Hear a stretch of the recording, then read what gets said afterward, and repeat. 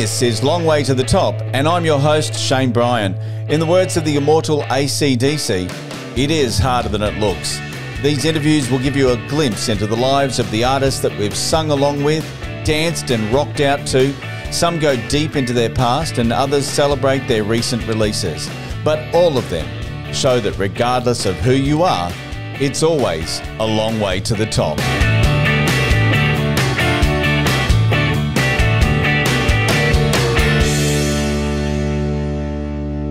Today's episode of Long Way to the Top is a little different to my normal shows. Brendan Bernard Brown, commonly known as BBB to his fans, is the lead vocalist, guitarist and the only remaining founding member of Wheatus.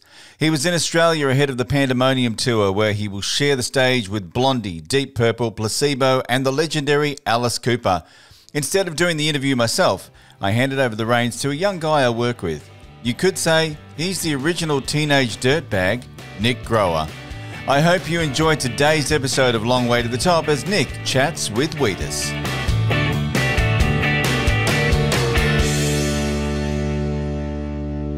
I'm with Brandon B. Brown, and you're the lead singer or lead person for Wheatus, the band. Yeah. It's crazy to be talking to you, actually. Oh, thanks for having me on. I appreciate it. And like I say, the crazy thing is because I reckon you're probably one of the #1 karaoke songs ever sung. You'd definitely be up there with Teenage Dirtbag, surely. Oh, well, we're very grateful about that. Every once in a while, we kind of look at this and say, we're still doing this, man. I can't believe it. Yeah, it's still holding on. Yeah, and we never got used to it. We never got used to being successful in any sense, so it still feels like it's Christmas morning, kind of like. And what they want us for download? What they want us for Pandemonium? What Art wants me to go do acoustic touring? Are you kidding me? Like, it's always a surprise. And it's crazy. You're on the Pandemonium lineup. That's insane in itself. Like, you're playing alongside not only Wolf Brother, but you've got some massive names. Who have you got on that? You've got Alice Cooper. Yeah. Blondie, Alice Cooper, Deep Purple, Placebo. It was a really cool band. Wolf Mother's on, as you said. Bunch of other great acts from Australia that I'm looking forward to checking out. It's it's like well, as a New Yorker, playing a show with Blondie is kind of like, what? Like, we're doing what? Like, okay, I didn't think I'd get to check that off the list, but holy cow.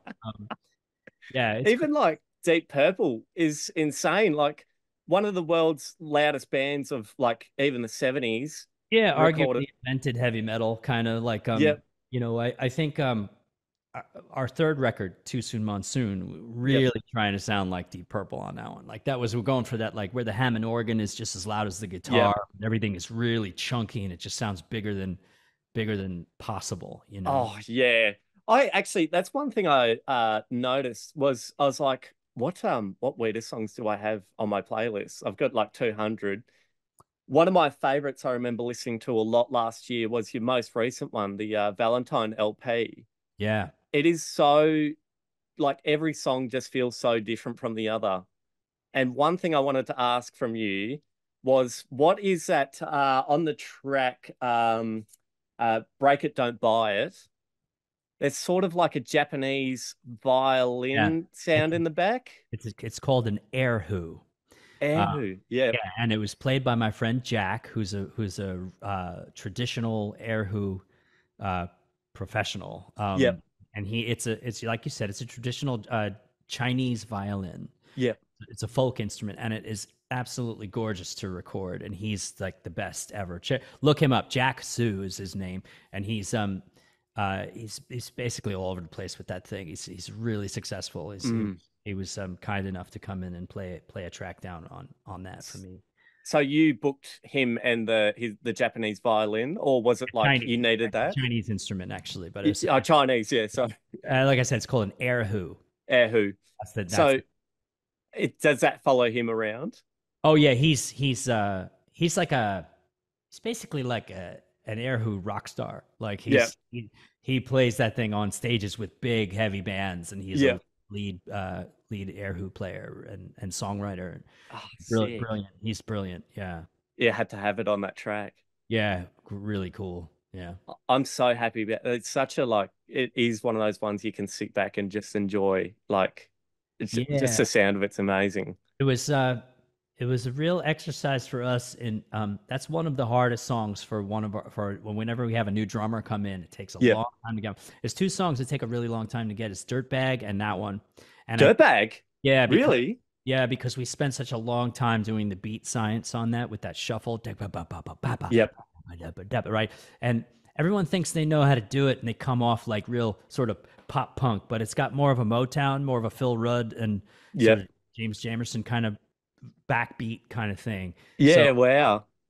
So because it should feel lazy, you know, and it's just one of those things that takes a long time. And Break It Don't Buy It is one of those we were trying to feel like.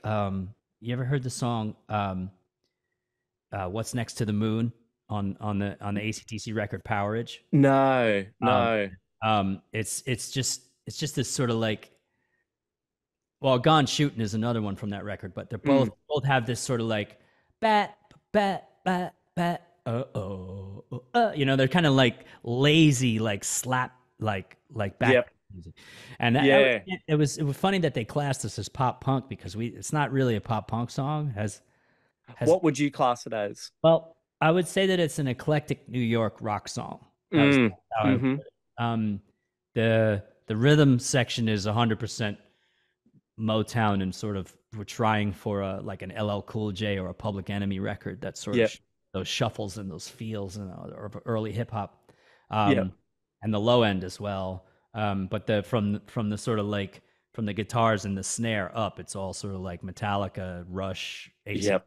kind of. Oh, insane. Yeah, Yeah. we were trying to make this hybrid. You know, it was another story I told. Like, why did you record it in your mother's basement? And the real reason is because had I walked into a studio in New York in 1996 and said, "Well, you know, I want the verses to sound like Paul Simon and James Taylor, and I want the chorus to feel like Metallica, and I want the the back Just all these to be things. like hip hop," and they would have kicked me out. You know, get out of here. What are you talking? Just do it yourself. Yeah. So we had to invent that hybrid like on our own. You know. Yeah. Yeah. Oh, it came out amazing too, though. Like it really worked, and it just came out. It really worked because it's still here. Yeah, it's And fun you to did, play when you get it right. When you get it right, it's fun. and the best thing about it too, you did something that I've been wanting every band to do once, is just do one Christmas song per band. And you did it. You finally did it and you made the best song for it. How did that come about? Why'd you go Christmas Dirtbag? We had talked about that for so many years, and just the way that we tour, the schedules we were never active during that period. Mm-hmm. So finally we toured so much last year that we were sort of still working in June and July and getting ready to head out again. It was like, you know, we could squeeze in a little EP, you know, we could do it this time. And then but it was like, if we're going to do something with Dirtbag, I don't want to do it myself because I don't know how to rewrite that as a Christmas song. So I turned to my partner, Gabrielle Sturbans, and I said, you know, can you do this? Can you take 24 hours and redo this as a Christmas song? And she was like, let me give it a shot. She nailed it. She totally nailed it. She's like, you idiot, this was easy. It's the first song. The first lyric is her name is Noel, and that's Christmas is Noel. So Oh, I don't know. Like, and I was like, you know what? That's what happens when you sing the same thing for 30 years. You just forget. you don't have the imagination anymore. Yeah. But she did it. And then Joey, our other backing vocalist, she came with a song that she had done 12 months of Christmas. So she was like, Yeah. in the She was Christmas, in it. she was ready. And she Two came worlds out, combined. yeah, with Feels Like Christmas. That was Gabrielle's song. And then Joey's song was You Made Me Believe in Christmas. And then, Yep. and then Gabrielle had her sort of like Phil Spector-y kind of song for a while there. And I also did the cello, the quartet version with my friend Scrap back in New York and from Dirtbag, and it came together really fast. It was like an emergency record. How fast can we make this? Can we make this in July? Really? Like, can we get it done? Because we're leaving in August. Like, You really like Yankovic your own song then. kind of did. Yeah. Yeah. You should. Yeah. Like it came out great, but have you ever thought about like talking to Weird Al and just saying like, like that's there. You have to understand what kind of a superhero he is to me. I did work with him tangentially on a record. He played accordion on my friend MC Lars's album.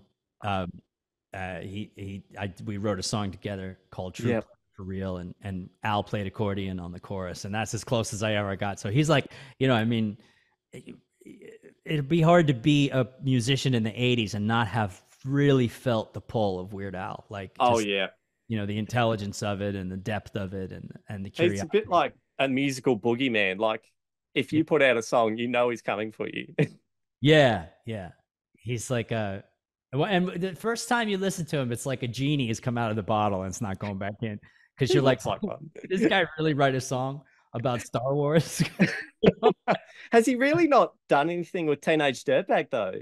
No, he hasn't. You know, I mean, it's going to be his. You know, you don't talk about that. No, he does what he wants. He's got nothing to prove to anybody. Al, you know, he's like I said, he's like superhuman. So we're just gonna. It'll come to him. Just gonna be grateful that he exists. Hey, on the picture in the back, I do see a hat. That's not a bucket hat, perchance, is it? No, I'm in my friend Dave's house. No, that's his stuff. He does wear bucket hats. I do have my bucket hat here because it's the only one I still wear when it's sunny. I, you know, have you got your classic? Oh yeah. No way. Yeah. You want me to prove it? Is that what you're getting? Yeah. Okay. Yes, please. Thank you. Hold on a sec.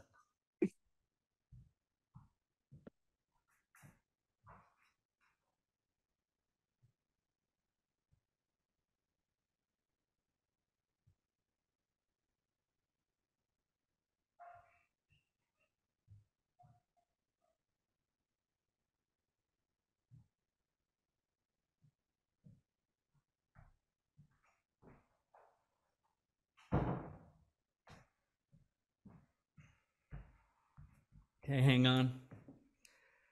Just want to be able to hear you. The reaction. Yeah. Here we go. Yes.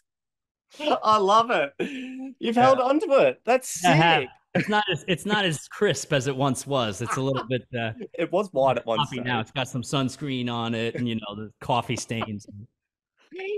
So that's been like your Superman's cape. That's just been your uniform. Yeah, it's, you know, I wore them when I was a little kid. I always wore them. My mom used to throw them on me because of the sun, you know. So it was like. And I was going to say, Brendan, can you say to my mum, I bought a bucket hat the other day, and she's saying, "Don't wear that. You look like an idiot." Can you say to my mum, "No, he needs a bucket. He needs sun safety down here"? I know I'm not going to say that. I'm going to say it's okay to look like an idiot if you're going for sun safety. That's what. Yeah. Great message for the people. And one other thing, while you're in the bucket, you're a little Vegemite. You love Vegemite. I saw a picture of you in Vegemite and Tim Tams. Yeah, no, it's real. The only Australian thing I'm not really into is Lamingtons, and I'm willing to give. I'm going to give it another shot. Somebody gave me a Lamington on TV one time, first time we got here. Yeah, and from Channel V gave me a Lamington. And I just wasn't into it, man. It's like, yeah, Aussie brownie. That's what. Yeah, right. But everything else, you know, Promite. I'm a Promite fan. Sometimes I opt for Promite instead. Yeah. You know, you can't beat it for just a breakfast food. It's exactly. Savory, lovely savory thing. You just throw down and it's done. You know, it's really. Well, it's funny because I read your Twitter, and I think your most recent one, like 10 hours ago, was like, I use my shorts as a face mask. Now they smell like Probite or something. Yeah, it was last night. You know, I'm trying to get my sleep schedule right. You know, I'm still not on the right schedule coming from New York, and like the sun's coming through the window at you know 1:00,000 in the morning. Yeah. And I pulled my shorts, so my old shorts that I wore overnight, like over my face. And I'm like, these smell like Promite, man. What's going on? Am I that deep in Australia? It's only been 24 hours, and it's already my shorts are stinking like Promite, and you know, might as well just move here at that point. I can imagine that smell. It's like, why? But then, oh well, it's not bad. You know, they've smelled like worse things, you know. So I mean, like I said, I don't smell like shit. So you know, can't be too So what's coming up for you then, apart from this Pandemonium, which is going to be absolutely crazy? Well, in the day after tomorrow, my tour with Art Alexakis from Everclear starts, and that's the most important thing for me right now is just get focused on that, because that's a little bit like, that's pretty serious. You got to be good with just your guitars, no band backing you up. And Art is such a great songwriter. And we're doing this thing where I'm going to play my set and then he's going to play his. And then we're going to jump on stage together at the end. Yep. And talk shop and maybe play a little bit more. And you know, it's a great honor to be included in that by him, because he's one of these guys I look at, like, even before I knew him, I was looked up to him as an American songwriter in the class of, like, you know, Randy Newman, and like they're really oh yeah. And I'm just excited about what he's going to teach me, you know, because I've been on tour with him before and I learned a lot, and this is going to be like a real look under the hood. So I'm stoked, man. What are you like looking to learn from that sort of experience? When you are a songwriter, the whole thing is you're trying to tell somebody a story, or you're trying to convey an emotion with your instrument, right? Like, and that's your voice and just your guitar, with the bare bones, like just the voice and guitar, right? Yeah. And the challenge is always like, you know, you go to the studio and you dress everything up, you put drums on it, you do all this stuff, right? And it's all an elixir for the idea. Yeah. But there's always this sort of anxiety that maybe the idea can't stand on its own. So being a songwriter myself who does on the acoustic guitar, always originally, the first thing I do is play it on the acoustic by myself. I'm trying to pull myself away from, well, the bass would be doing this right now, and the girls would be singing this harmony, and blah, blah, blah, you know, like get all that picturing the whole thing. Yeah. Try and get all that out of the way and just get back to what you were trying to say with the song in the first place. And that's another level of pro performance that, you know, I think Art's a little bit more used to than I am. So I'm going to try and really focus on how does that work? How does Willie Nelson do that? How did Tom Petty, you know, like, Prince is another one who could probably just sit there with a keyboard. And I watched it. Just pump something out. I saw Prince play Purple Rain on the piano once. Yeah. And it was all there. And I don't know how it was all there, but it was all there. And it's because of him, you know, it's because of how connected he is to what he's trying to say to you. Yeah. How honest and all that. So, you know. Yeah. Well, it's funny you say that, because one of the biggest artists I reckon who would convey emotion would be like Frank Zappa. And one thing he said was like he tried not to keep the same guitar solo twice in a row, because it was what you were feeling at the time. That's the guitar solo for that song, or something like that. That was his sort of thing. And it was like, mate, how do you do that every show though? Like, how do you get a new guitar solo for that? I don't know, it just sounds nuts, but he just knew his shit, man. Yeah. You know, he worked hard. That's how he got that, you know. Oh, he lived music. Yeah, that's the other thing. Yeah. Spend 9 hours, 10 hours a day playing your guitar and figuring out new stuff, and you'll be like that. You know? Yeah. So have you got the acoustic with you? Like, do you just jam and just go? Yeah, it's just behind me here. Yeah. Yep. Oh, sick. Not the original. I don't take that original out anymore. Oh, really? She's too fragile. Yeah. That particular model, Martin, had not a defect, but a design idiosyncrasy that over time would separate. And the only way to fix it is with epoxy. And I already had the repair done once. The next time it breaks, it's over. So I don't want to risk it, you know, 20 it's a plane flight, you know. It's museum worthy now. I do have my other custom here, my custom acoustic that I've been using these days. Oh, sick. Yeah. I'm surprised, like, do you have a lot of instruments at home, or? I have a few guitars. Yeah. I have, let's just say there's more than 10, but they're not collectible. I don't have like a Gibson Les Paul that's from the 60s, and I don't have a really fancy Stratocaster. I don't have anything that's George Harrison's. Yeah. No.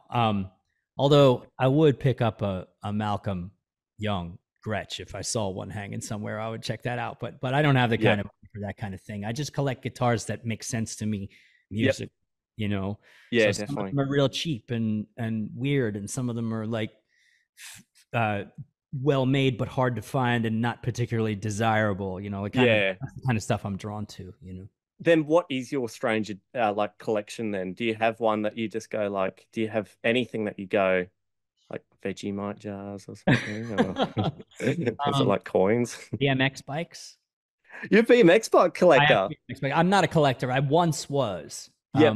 I once did collect vintage BMX bikes from the 80s, late 70s, early 80s, but I stopped doing it and sold most of the ones I still have a few hanging around. I have an original Harry Leary Diamondback Turbo BMX bike from 1982. That one is from. Oh, you love them. Yeah. That's I still cruise them on eBay Yeah. all the time. Yeah. Bike porn. It's just like forever. Flicking through. Oh, I might save that one for later. Too expensive these days, but Oh, yeah. Yeah. Oh, well, I do have a fair bit, but I guess like I don't want to waste your time anymore. Oh, But go ahead. You ask away. oh, really? Yeah. What well, I wanted to ask as well, One Direction, their when their audio cut out or when when everything was just failing, their silent song while everything was failing was Teenage Dirtbag. I didn't know that. I never saw them have a technical malfunction. I saw them a few times. Yep. I was friends with Our them. resident One Direction person, M, here, she said to me, like when they had a technical difficulty, they would sing Teenage Dirtbag while the mics were down, and like that was their song. And I was like, I'm talking to that guy. Yeah, I guess they were. From what I come to understand, I met them a few times, and I understand that they were all like 9 or 10 years old when Dirtbag came out. So it's like Yes. this, like first rock song that they got into when they were little kids. I think that's the story anyway. But, Well, you did perform with some of One Direction's band as well. yeah, Josh Devine and Sandy Beals are good friends of mine. Yep. We've made a few records together. We put out a single called Only You back in 2014. That's right. 3 of us played on that, and that's about when the time I was attacked on stage for playing a One Direction song. No way. What was the song? Okay, yeah. It's called Only You. I was playing at the time. I was playing What Makes You Beautiful. We were covering that. We were doing sort of we did like broke it down in like a halftime like hardcore mosh like in the middle. We were having fun with that, but some drunk weirdo in the audience wasn't having it, and he jumped on stage and he got past security, got my leg, and like pulled me off the stage, and he was trying to beat me up and stuff. He did, but it was good enough to write a song about, Yeah. Yeah. That's sick. Well, I think like to be in the Rock and Roll Hall of Fame as well, you do need to get dragged off stage and like beaten up as well. I think every legend has. I always remember that story about Mike Dirnt from Green Day. He was trying to get back on stage at Woodstock, and a security guard maybe punched him, knocked his teeth out, or something like that. Same army, same guy. Yeah. Are you gonna release another album? Are you gonna go like a different sound? I don't know if you saw, but we just re-released our first. I did see that. It's a 20-song version. The original was only 10, and this is 20 songs. Yep. It's the first 10 that you're familiar with, but it's also 10 others that were songs that we shelved from over the years that we just didn't do because they sounded too much like they belonged on that first record. Yeah. We want to put them out. So after a while, we just had this collection of sort of alternate first album songs. Yeah. And we recorded them all and put them on the it's a double disc set. But if you go to Spotify, all the streaming sites, it's on there now. A full 20-song version of the first album. Oh wow! So that is all technically new music that we put out, but in the last couple of years. But the the 7th studio album is something that we've been working on for a long time. There's 3 songs from that 7th album that are on streaming right now. A song called Tipsy, another one called Lullaby, and a third on a live record called Michelle. And that's a sort of a experimental approach for us.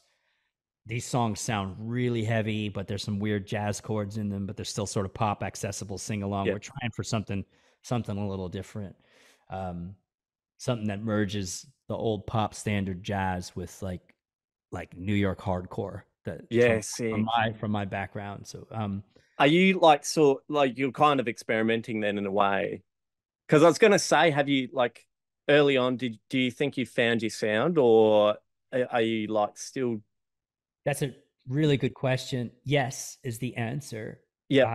In 96, 97, I found the sound of Teenage Dirtbag and found my own voice in as a singer, songwriter, as the leader of a band. But over the years, I have come to sort of like cherish the process of discovery more than and finding something to sit back on, right? Yep. So like I can play Teenage Dirtbag until I'm blue in the face and hit those high notes and whatever else, but what I'm really interested in is can I ever learn how to play the way that Willie Nelson plays? You know, can I ever learn how to can I make a successful, like, you know, sludge metal record?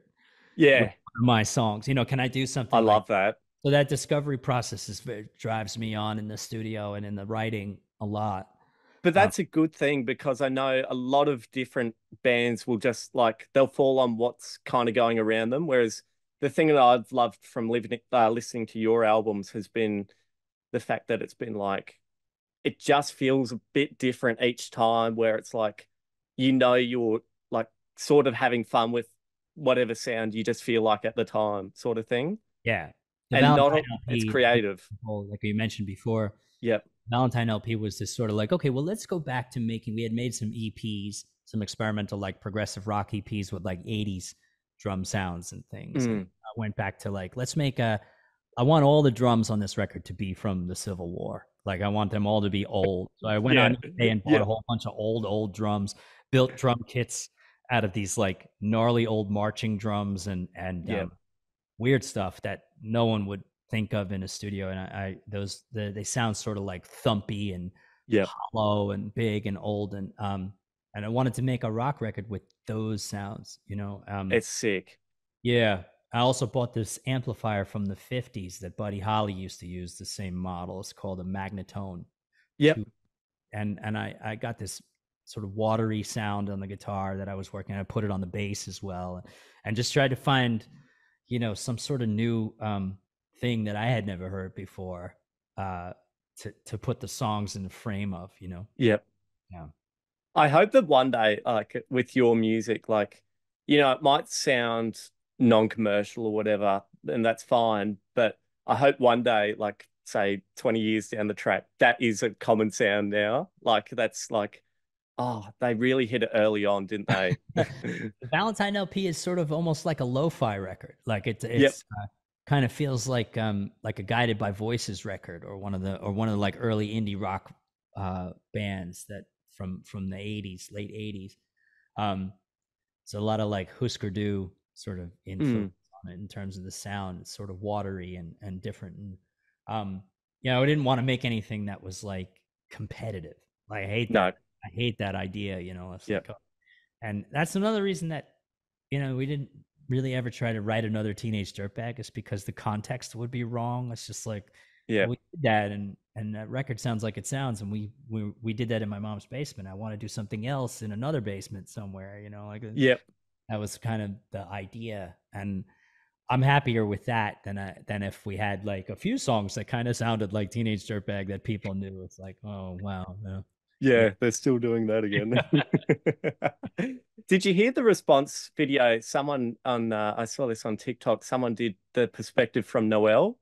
Yes, Jax, my friend Jax did that. Yeah, we've become friends since, because I spoke to her, and she invited me on stage at Madison Square Garden to do a guest vocal. But she's a genius, man. She kind of like reimagined a new identity for the song, and that's the best way to do it, because it sort of is an identity song. But, you know, and I've gone through what the time and place was, where I came from, where the song came from, and the writing of it, the satanic panic of the 1980s in New York, and like all this sort of gothic stuff and the murder and all that stuff. But the more important thing, the reason the song still survives, is because people can see themselves in the narrative and build it around their own experience, and make it, that's more important than wherever I was coming from. Like, wrote it. So she did this beautiful thing. And you know, Phoebe Bridgers has done that, and SZA has done that, and we had Amy Shark does it as a cover for her. She was one of the first. She was like one of the early ones who did a wonderful job. Yeah. Yeah, I remember her version is great, man. That's awesome. Yeah, that went off. I remember Falls Festival, she did that, and it was just like, oh yeah, like goosebumps sort of moment. Yeah. Yeah, she's great. I should reach out to her while we're down here. Yeah, definitely. Get her. I have her email somewhere. I'll find it and reach out. Oh, that would be amazing. Imagine you two. Yeah, man. You know, I'm into it. I'll play with anybody. I'll rock. And I'll finish up with this last question. What do you think makes a current day Teenage Dirtbag? That's an interesting question. I'm gonna say that I think that maybe the real struggle for identity is possibly amongst the immigrants in Western culture, because there's so much backlash these days. Yep. You know, like this silly racism that's happening in the States. It's awful. And I always sort of, when I think about like a modern like incarnation of the Teenage Dirtbag, is somebody who's finding their identity as a migrant worker, or somebody who's like finds himself in a strange land and the hostility and all that stuff. That would be the identity that I would think would make the most sense. But the truth is that it's anybody who sticks with what they feel is right for them,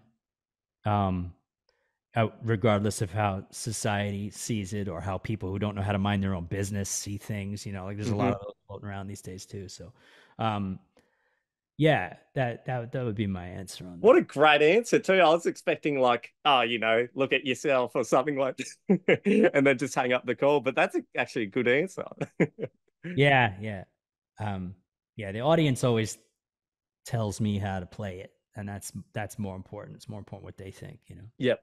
Yeah, definitely. Oh, well, thank you very much for coming on, and I wish you the best of luck with everything that's coming up. You are absolutely stacked with just performances, live concerts. Yeah, it's crazy. It's going to be a wild ride. Best of luck. Here, yeah. Yeah, thank you very much. Thanks for listening. I hope you've enjoyed this episode of Long Way to the Top. Hit plus or follow to subscribe to the podcast, and head over to Facebook at the Long Way to the Top podcast and give us a like. Keep on rocking, and I'll catch you on the next episode of Long Way to the Top.